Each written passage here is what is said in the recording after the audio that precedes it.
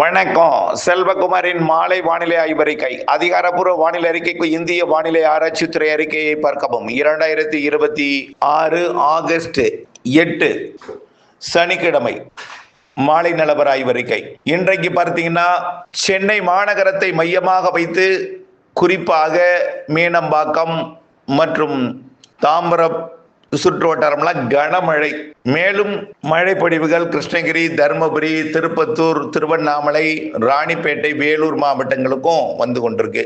அதே கடலூர் மாவட்டம் மற்றும் மயிலாடுதுறை மாவட்டத்தில் சீர்காழி, ஆக்கூர், அப்படியே மயிலாடுதுறை மாவட்டத்தோட திருக்கடையூரில் இருந்து அப்படியே பூம்புகார் கடலோரம் வழியாக கனமழை கடலுக்குள்ள இறங்கி இருக்கு. இப்போ நல்ல மழை பொழிந்து கொண்டிருக்கு. அடுத்தது பாத்தீங்கன்னா புதுக்கோட்டை மாவட்டத்திலையும் ஆங்காங்கே மழை, நல்ல மழை. சிவகங்கை மாவட்டத்திலையும் ஆங்காங்கே மழை. இப்படி இருக்க தென்மேற்கு பருவமழை தொடர்ந்து வலுத்துதான் இருக்கு. வயநாடு, குடகு பகுதியில் வலுத்திருக்கு, நல்லாவே வலுத்திருக்கிறது. இதனாலதான் கபினிக்கு நீர்வரத்தும் மேட்டூருக்கு திறந்து விடப்பட்டிருக்கு. கொஞ்சம் இந்த நிலையில நாளைய மழை கொஞ்சம் தீவிரம் நாளையும் மழை இருக்கும் சார். 12ஆம் தேதி வரைக்கும் மழை இருக்கு. இந்த வெப்பசலன மழை படிப்படியா இந்த பரவலான மழைப்பொழிவு என்பது குறைந்து இந்த காற்று மறைக்கும் பகுதியாகிய அந்த மதுரை மாவட்ட வடக்கு பகுதி, சிவகங்கை மாவட்ட பகுதி, இந்த புதுக்கோட்டை மாவட்ட பகுதிக்கு கொஞ்சம் வாய்ப்பு கூடுதலாகும்.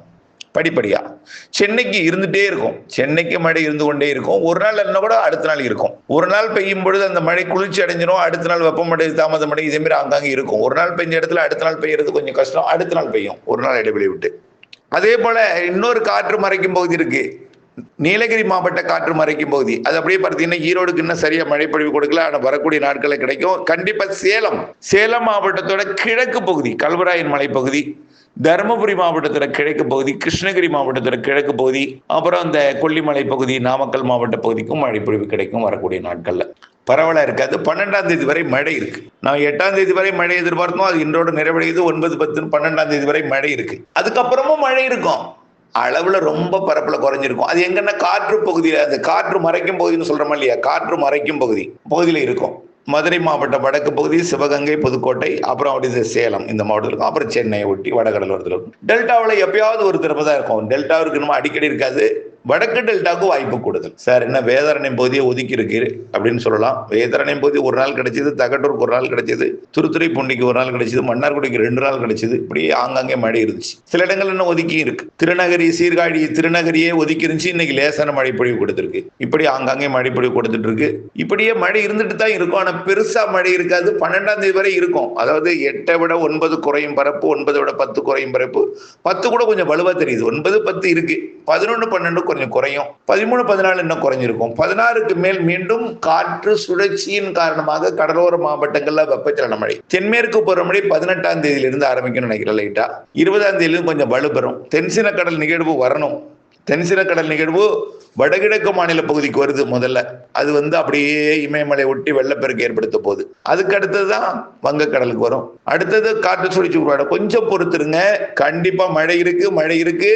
நான் திரும்ப சொல்றது என்னதான், வறட்சி என்கின்ற பேச்சுக்கு என்னை பொறுத்த வரைக்கும் நம்ம ஃபார்முலா படி வழி இல்லை. இனிமேல் கொஞ்சம் வெப்பம் கொஞ்சம் கூடி இருந்தாலும் சூரியனின் குத்துக்கதிர் வரக்கூடிய நாள் ஆகஸ்ட் 17 செப்டம்பர் 2 வரை தமிழ்நாட்டில் சூரியன் குத்துக்கதிர் விழக்கூடிய நாள். அப்ப தென்மேற்கு பருவமழை தீவிரம் இல்லைன்னா, தென்மேற்கு சாரல் இல்லைன்னா வெயில் கொஞ்சம் கூடுதலாக காட்டத்தான் செய்யும். எப்பெல்லாம் தென்மேற்கு பருவமழை இல்லையோ அப்ப வெயில் கூடுதலாக காட்டும். அந்த நிலை மீண்டும் இந்த வரக்கூடிய இந்த 15ஆம் தேதியிலிருந்து 13 16ஆம் தேதி 17ஆம் தேதி வரைக்கும் இருக்கும். அதுக்கப்புறமும் கொஞ்சம் வெயில் இருக்கும். ஆனால் அந்த வெயில் வறட்சியை கொடுக்காது. மழை இருக்கிறது, கண்டிப்பா மழை இருக்கு. செப்டம்பர், அக்டோபர் நிறைய இருக்கு. நிகழ்வு ஆந்திர பிரதேசம் வரும். செப்டம்பர் நிகழ்வு. சரி, நிறைய பேர் இப்ப பாலக்காட்டு கணவாயிலிருந்து நிறைய கால். என்ன பிரச்சனைனா, அமராவதி நிரம்புமா, குடிமங்கலத்துக்கு மழை வருமா, ரெட்டியார் தீர்த்தத்திலிருந்து கால் வருது. இங்கெல்லாம் நம்ம என்ன சொல்றோம்னா, இவங்களுக்கெல்லாம் என்ன பிரச்சனைக்குரிய பகுதி, இதெல்லாம் ரொம்ப பிரச்சனைக்குரிய பகுதி. அங்கெல்லாம் மழை பெய்யாதுன்னு நம்ம சொல்லவே இல்லை.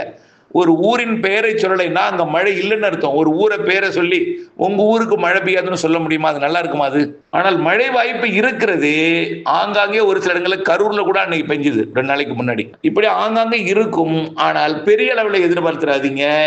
கண்டிப்பா இந்த உங்க மனசாட்சி தொட்டு சொல்லுங்க, உங்களுக்கு எல்லாம் எப்போ மழை பெய்யும்? பாலக்காட்டு கணவாய் காற்று பகுதிக்கு, தாராபுரத்துக்கெல்லாம், குடிமங்கலம், கொங்கல் நகரம் இந்த பகுதியெல்லாம் எப்போ? செப்டம்பர், அக்டோபர் தென்மேற்கு பருவமழை பின்வாங்கக்கூடிய ஆந்திர பிரதேசத்துல நிகழ்வு அமையும் பொழுதுதான் மழை பெய்யும். எப்பொழுதுமே, அதாவது இரண்டாவது கோடை என்று சொல்லக்கூடிய சூரியன் குத்துக்கதிர் விழக்கூடிய நாட்கள்ல தான் உங்களுக்கு மழை பொழிவு கொடுக்கும். அது செப்டம்பர், அக்டோபர் கண்டிப்பா இருக்கு.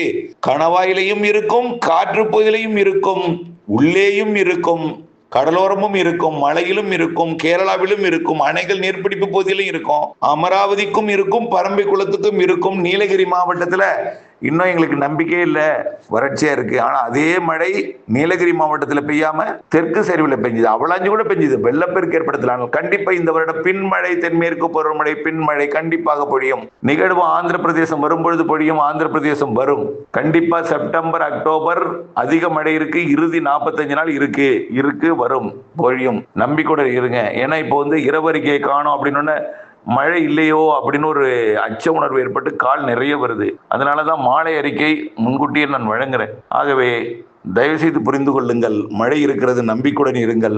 வடகிழக்கு பருவமழை நம்ம அதிகம் கொடுக்கும். இனிமே இந்த கோடை தாங்க வெயில் அதிகமா இருக்கும் நம்ம சொல்லியிருக்கிறோம். அதுக்கு முன்னாடி தென்மேற்கு பருவமழை 45-50 நாளுக்கு மேல வலுத்து இருக்கு, 50 நாளுக்கு மேல வலுத்து இருக்கு. வடகிழக்கு பருவமழை அக்டோபர் 18 ஜனவரி 10 வரைக்கும் மிக வலுவாக இருக்கிறது. கண்டிப்பா பாதிக்கிற மழைங்க, அதுல எந்த பிரச்சனையும் இல்லை.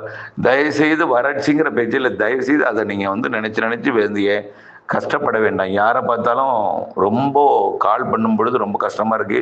தயவுசெய்து சொல்றேன், கொஞ்சம் பொறுத்திருங்கள். மழை பெய்து கொண்டுதான் இருக்கு, ஆனால் இந்த பெய்யாத இடத்துல ரொம்ப கஷ்டப்படுறீங்க. அதுவும் உங்களுக்கு பொழியும், திடீரென்று உங்களுக்கும் பொழியும். மழை வாய்ப்பு இருக்கிறது வரக்கூடிய இந்த 12ஆம் தேதி வரைக்கும். அதுக்கப்புறம் கொஞ்சம் 5 நாள் இடைவெளி கொடுக்கணும், நீண்ட கால அறிக்கையிலையும் சொல்லியிருக்கிறோம். அப்படி இருந்தும் கூட ஒரு சில இடங்கள்ல மழை இருக்கும். 16ஆம் தேதிக்கு மேல் மீண்டும் வெப்பச்சலன மழை, காற்று சுழற்சி மழை. 18ஆம் தேதிக்கு மேல் இன்னும் கொஞ்சம் கூடும். 20ஆம் தேதிக்கு மேல் நல்லா கூடும். மாத இறுதியில் நன்றாக இருக்கு. செப்டம்பர், அக்டோபர் நிறைய இருக்கு. அக்டோபர் 15 தென்மேற்கு பருவமழையே வடகிழக்கு பருவமழை போல் பெய்யும். வடகிழக்கு பருவமழை அக்டோபர் 18 to ஜனவரி 10. நினைவில் கொள்ளுங்கள், நம்பிக்கையுடன் நிறைய மழை வடகிழக்கு பருவமழையும் இறுதிக்கட்ட தென்மேற்கு பருவமழை இருக்கிறது. நன்றி. அப்டேட்ஸோட இணைந்திருங்கள். நாம் நினைக்கும் போது மழை பெய்யாது, எல்லா மழையும் சேர்த்து பொழியும் போது சேமித்து அதை திட்டமிட்டு பயன்படுத்த வேண்டும். நன்றி.